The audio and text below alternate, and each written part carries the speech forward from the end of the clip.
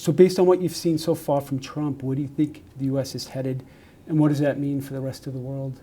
I anticipated quite a lot of things, having spent some time, 2.5 years in fact, in Trump 1.0, the first Trump administration. And some things were very clear then because President Trump was very keen on putting the relationship with the US and Russia on a different trajectory. He wanted to rip up all kinds of agreements, including with Iran and the Paris Climate Accord, for example, some of which he wanted to renegotiate himself, like Iran, for example, which we're seeing happening now or unfolding at the moment, but some that he had no intention of going back into, like the Paris Climate Accord, which showed that he completely and utterly discounted the severity of climate change and the possible impacts in the United States. And he also very much wanted to go ahead with imposing tariffs at that point on Europe and on China and on many other countries, although the global nature of those tariffs wasn't perhaps so apparent at the beginning. Now, what I didn't anticipate, I'll be quite frank about, was him joining forces with Elon Musk, the richest man in the world, who taking a literal, not just a figurative chainsaw to the US federal government. It was very clear that President Trump saw the federal government as something to be subjugated and crushed and an obstacle to his view that the presidency should be able to exist to basically execute everything that he wanted to do in policy terms through executive orders. What will it mean for Europe, for allies in Asia as well, democratic allies? This is the end of the international system as we know it. I mean, frankly, it's been crumbling for quite a long period of time.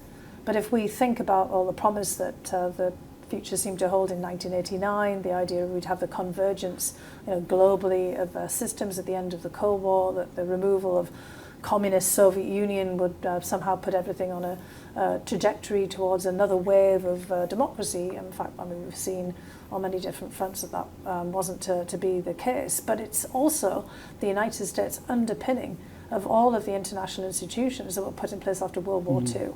So if we want to call that Pax Americana, the whole international system, from the financial system to the international humanitarian system to the United Nations, every organization you can think of, the International Labour Organization, the WTO, on and on and on, all of these were really underpinned by the United States in terms of leadership and also, in fact, financially. And we've seen in this matter of 100 days that President Trump no longer wants to either pay for this or support it, even in terms of political leadership. And that goes for domestic institutions that are also related to that projection of US influence and power on the outside. So it really means that if they are still allies in terms of traditional allies in Europe or in Asia, they're on their own. I would say it's kind of also the end of the alliance system, to be frank. Do you think that the Europeans can step up and try to replace the U.S. as kind of the support for some of these institutions, or the institutions will disappear and China will be able to help set up new ones? Well, if this is a moment of truth, right, and it's a moment of commitment and a moment of resolve for Europeans and frankly also for countries like Japan and South Korea and India included, countries that have had a vested interest, and I would put China also in that category, who've had a vested interest in the maintenance of the international system because they've prospered under it. Look, frankly, China has also risen to where it is economically, politically and militarily as a result of joining the WTO and being part of the international system.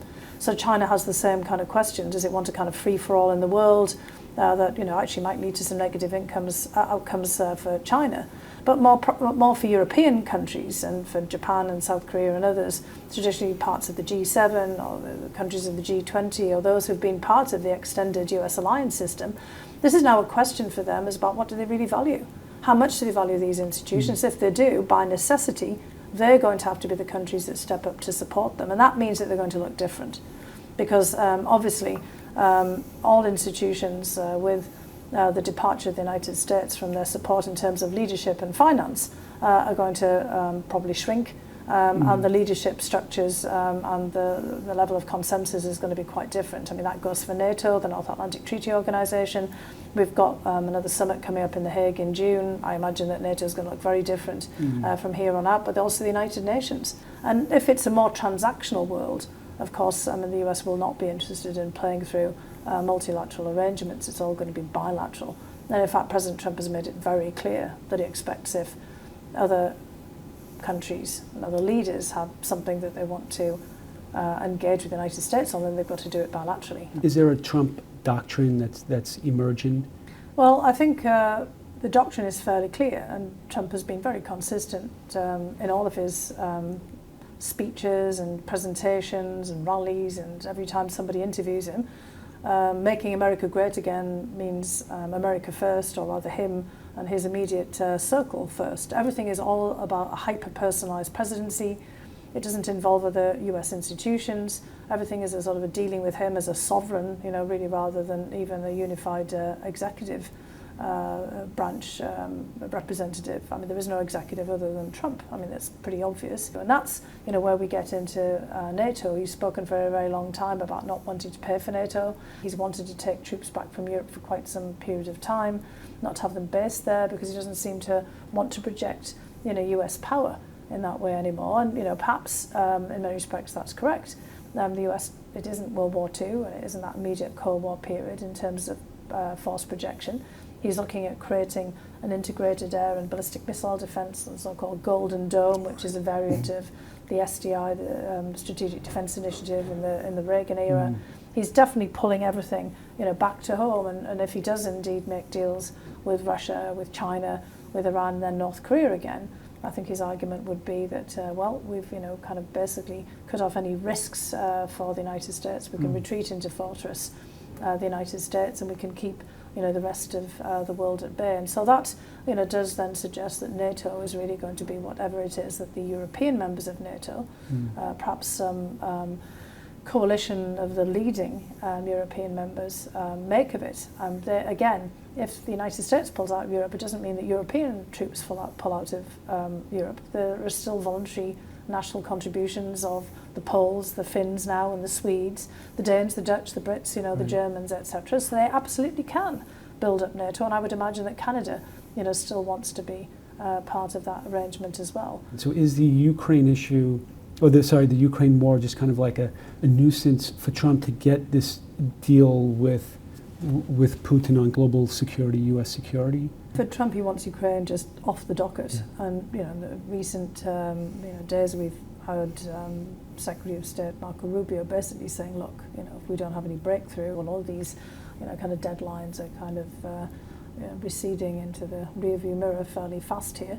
But there's a kind of, if they don't make any progress, then they're just going to move beyond it. And actually, you saw that if you go back to the first Trump administration with the Abraham Accords. Trump wanted to have a big deal in the Middle East, and that was the signature deal of his first term, but he sidelined the Palestinians. He decided not to actually engage with them because they didn't want to be part of the vision for the Abraham Accords and the vision for basically facilitating the improved bilateral relations of Israel with other countries. They didn't like the kind of idea that was being presented to them, so they got pushed out of the way. And I think that's probably what we're going to see with Ukraine. Ukraine will be just kind of pushed to one side, left with the Europeans. The Trump administration's already engaging with Iran. Maybe he'll get more success there. He's looking for a major foreign policy success, but he does want to improve the relationship with Russia. And if it had not been for all of the things that have happened since 2014, I mean, it wouldn't be all of that out of line with other presidents. I mean, so many presidents, US presidents, have come in and basically tried to reset relations with their counterpart. Going back to the whole period after the dissolution of the Soviet Union. I mean, every president's tried to do it, and it's always basically founded either by kind of a different perspectives on the world, or basically all kinds of events that have had the US and Russia on opposite sides. Well, now we have a president in the form of Donald Trump, who actually has the same worldview, or a very similar worldview to Vladimir Putin. He sees the world in terms of spheres of influence. He sees the world in terms of big powers carving everything up. He has the same kind of autarkic kind of perspective, where Putin also wants to have the largest aggregate of land, for self-sufficiency purposes. kind of a militarized economy, a lot of repression, getting rid of dissent, basically just having a hyper-personalized presidency. That's kind of where Trump is as well. And so for the very first time in the last, going back to the 1990s, a Russian and US leader are pretty much on exactly the same page. They're very transactional. There's a lot of the oligarchs or the kind of the billionaires kind of around them who are interested in doing business deals. They're not that interested in the kind of values side of relationship, human rights. I mean, there's all this talk about even getting rid of all of those bureaus now in the State Department. So that makes that part of the bilateral relationship a lot easier. But for all intents and purposes, and for very good reasons, Ukraine is a massive issue in there, as is in fact all the kind of the baggage of things that Russia has done and is continuing to do, not in the United States perhaps so much at the moment, apart from constant influence operations and kind of cyber attacks, but in Europe, where on a regular basis you're having assassinations and you're having sabotage acts, again cyber attacks, you're having threats to critical national infrastructure, and of course you've got a hot war and the largest military action, the largest war in Europe since World War II, with masses of casualties, around 1 million people either killed or injured, millions more displaced. I mean, this is not something that under normal circumstances one can brush under a carpet. That's kind of what Trump is doing. And from the very beginning he said, Ukraine's not my war, I don't want anything to do with that, I want to get on with meeting with Putin and sorting out other issues. Partly it's nuclear deal with Russia, because they've got to have the New START, has to be renegotiated. It's as I said, it's economic and business deals, and you can just see all of this playing out right now.